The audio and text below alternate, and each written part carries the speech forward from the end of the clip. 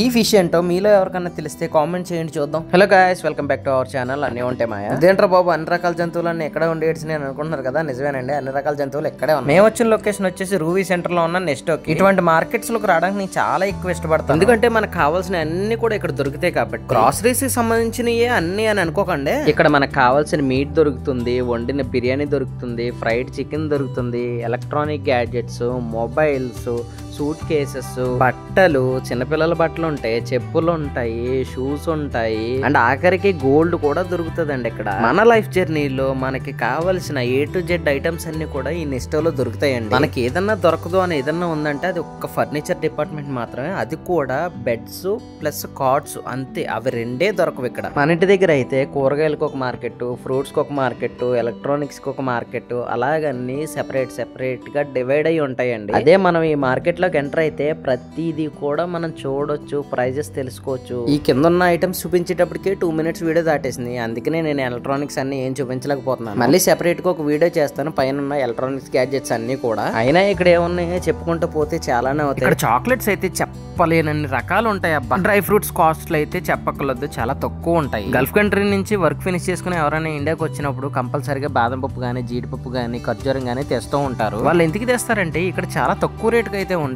ఇక్కడ వాళ్ళు హెల్తీగా ఉండడానికి రీజన్ అదే, చాక్లెట్స్ ఎక్కువ తింటారు, ప్లస్ డ్రై ఫ్రూట్స్ కూడా ఎక్కువ తింటారు. డ్రై ఫ్రూట్స్ లో బాగా ఎక్కువగా ఏం తింటారంటే ఖర్జూరం అండి. గల్ఫ్ సిటిజన్స్ బాగా ఇష్టపడేవి రెండే అండి, ఒకటి పర్ఫ్యూమ్స్, 2 కార్లు. ఎవరింట్లోకి వెళ్ళినా సరే పర్ఫ్యూమ్స్ కుప్పలు తెప్పలుగా ఉంటాయి, ఒక్కొక్క ఇంటికి వచ్చేసి 2-3 కార్లు అయితే కంపల్సరీగా ఉంటాయి. ఇక్కడ పర్ఫ్యూమ్స్ అన్ని కూడా నేచురల్ స్మెల్స్ ఉంటాయి, అందుకనే చాలా మంది అక్కడ నుంచి ఎక్స్పోర్ట్ చేసుకుని ఇండియాకి తెప్పించుకుంటారు. సో చెప్పాలంటే ఇంకా చాలా ఉన్నాయండి, వేరే వీడియోస్ లో మీకు అన్ని ఎక్స్ప్లెయిన్ చేస్తాను. ఈ వీడియో మీకు నచ్చినట్టయితే లైక్ చేసి, షేర్ చేసి, సబ్స్క్రైబ్ చేయండి. బాయ్.